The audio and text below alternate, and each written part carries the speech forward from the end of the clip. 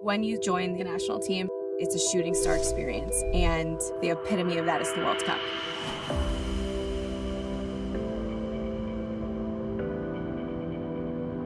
I started playing soccer when I was 3, and I played organized 11v11 co-ed, which is ridiculous. At a very young age, I was starting to dream about being a professional player.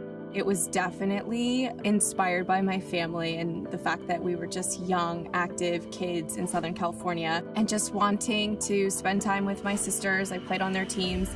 Both my parents coached and managed. So really the whole thing for me was just revolved around being with my family and having shared activity.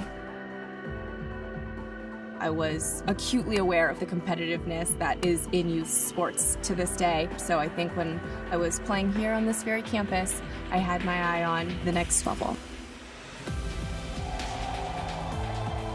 Obviously, 1999, that moment was huge.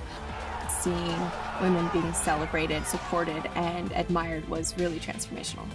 I wanted that dream so badly. I was watching and thinking, like, what do I need to do to get there? I can do that.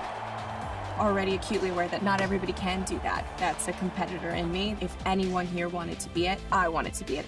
Even when I did get that call up, I had learned by then that I needed the freedom to succeed. It was scary and stressful to be called into your first camp after dreaming about it for years, but I was like determined to have fun and to let go and to just be myself.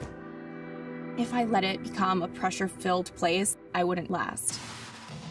For the entire time I've been on the national team, we've all been acutely aware that there was nothing we could say or do or stand for that would outweigh what winning brought, which was the platform and the voice and the opportunities. We had to win 2 back-to-back World Cups to have the momentum and public attention to get the outcome that we wanted. Equal pay is incredibly important because we were trying to create a precedent for women in other industries to be able to fight for equal pay.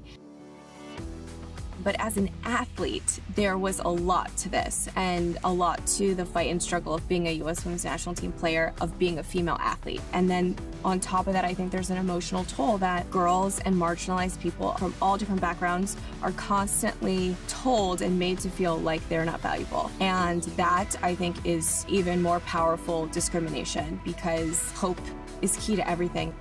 So it's a lot bigger than equal pay, but I think the financial liberation of women is what leads to the social liberation of women.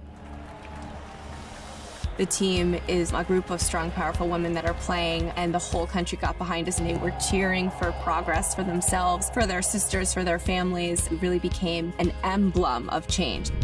Winning then gave the gift back because we believed we could, and then we would win, and then we knew we could.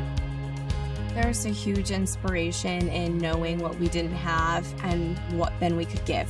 That is growth and progress.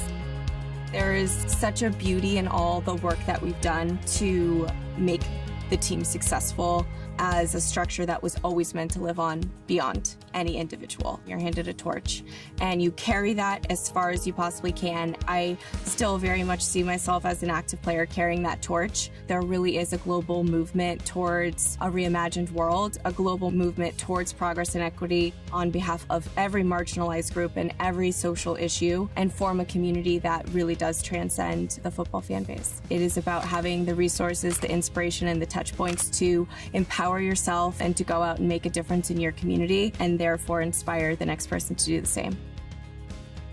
What I love about the World Cup is people around the world watching the game joyfully, watching how a culture manifests in the game and watching the influences from all over the world and how it plays out in like a simple game of football. Watching world-class players gives me a visual of abundance. The feeling that you get when you play, when you find flow state and you know you're doing something that's like natural and freeing. It's a touch point into a higher state of consciousness that you can get while you're playing, but you can also get it by being around people who are cheering for the same thing. And it's very uniting, and I think that is the power of sport. As the game grows, as teams are getting better, it's going to get more and more fun to watch. I'm really excited to see how that unfolds this summer. It's an amazing time to be a female athlete. It's an amazing time to be a women's soccer player. Kia, movement that inspires.